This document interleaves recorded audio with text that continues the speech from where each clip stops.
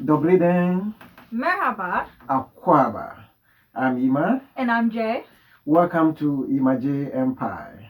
Today we're going to be talking about how and why we moved abroad. And I think I'll go first since I moved abroad first, right? Yeah.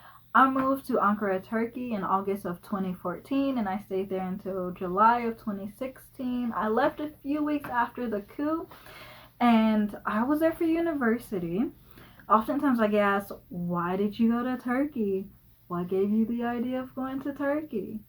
So I'm here to answer those questions. So when I was in high school, we used to take trips every year to Turkey for the TOMER program. And if you don't know the TOMER program, it's basically like TOEFL or IELTS, but for Turkish.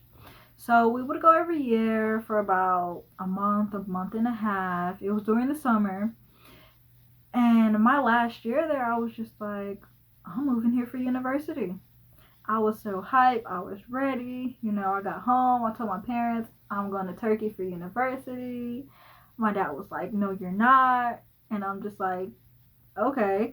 And so throughout the year, I'm just preparing everything. I'm like, I'm going to Turkey. So in the US, we have college counselors. And the college counselors usually help you apply for university. They help you with all the paperwork, documents, and sometimes the high school even pays for your application fees. So I get to the college counselor. I'm like, I want to apply for Turkey.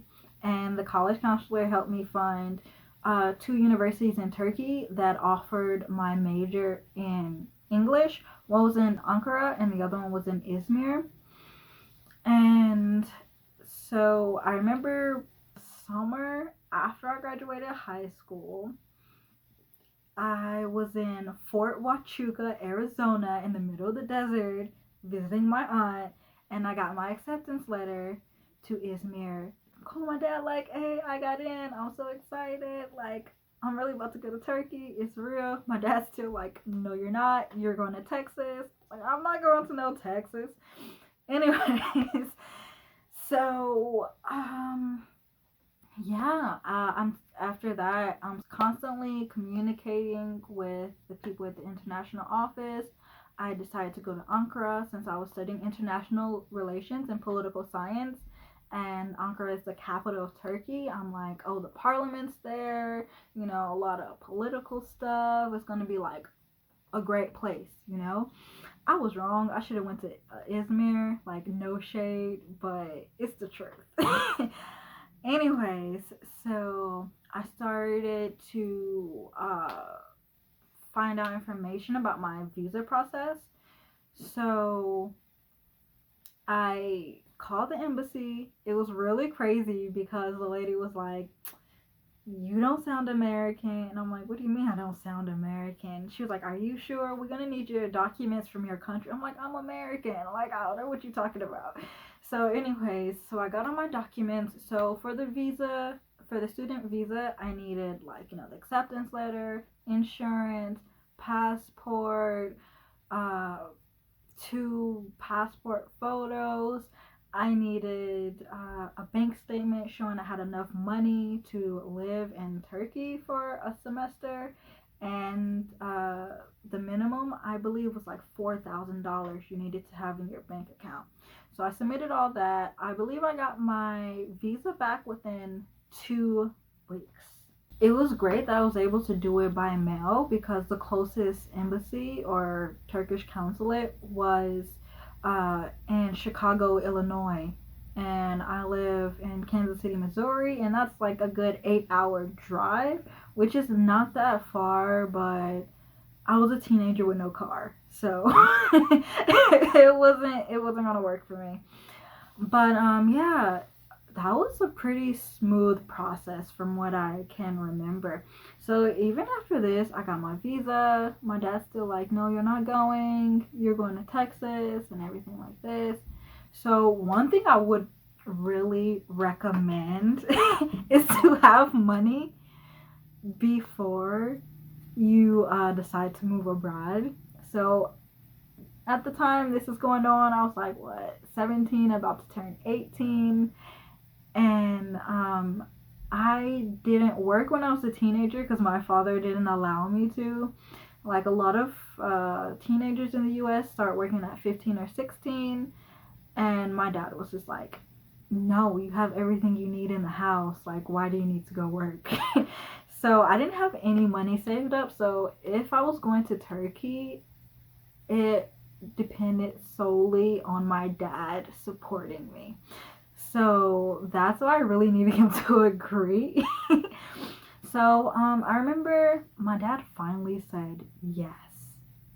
So I remember going to the bank, getting like a lot of money withdrawn and everything like that, because my tuition was $3,000 for a semester and $1,000 for the dormitory for a semester. So in total, I needed to go to Turkey with $4,000 plus spending money plus a plane ticket. So I was really asking my dad for a lot of money, like out of nowhere. In my defense, I had been asking for like a year, but but no, I was asking my dad for a lot of money, and so he finally said yes. So I remember like I think my dad finally agreed on like August 3rd or 5th, and I remember 2 days later I was on a plane going to Turkey. I arrived in Turkey. I did not confirm my accommodation. I didn't know where the university was. I didn't know anyone in Turkey, and my phone was on 4%. Luckily, I had an international plan from when I previously traveled to Turkey. So with my 4% battery, I called the university. Luckily, someone from the international office answered the phone. He was so surprised, like, what? You're here? I was just replying to your email. Like, I got there like that fast. He's like, I was just replying to your email.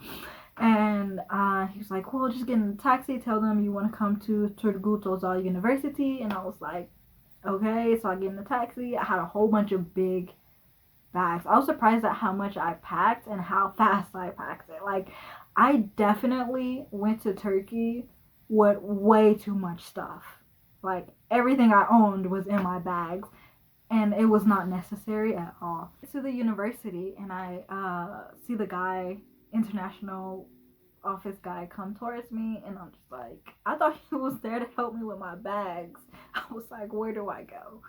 And he's just like, oh no, remember I talked to you on the phone. I'm the one you've been emailing and chatting with and everything like that. And I'm like, oh, cool, hey. And at this point, I'm really tired because, you know, traveling from the US to Turkey is like a good 16 to 18 hours. And I want to shower and I want to eat. And I'm just like, so where am I staying? Do I need to get a hotel for the night? I was even talking like about a hotel, like I have money. I don't know. And he was like, he called around.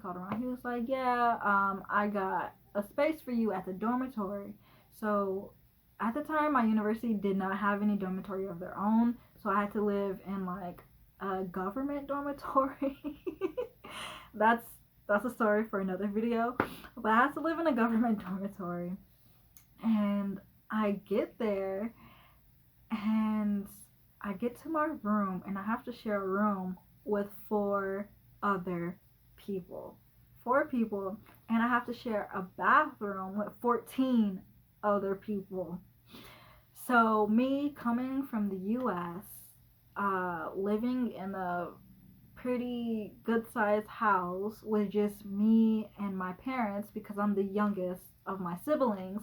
It was just me and my parents growing up.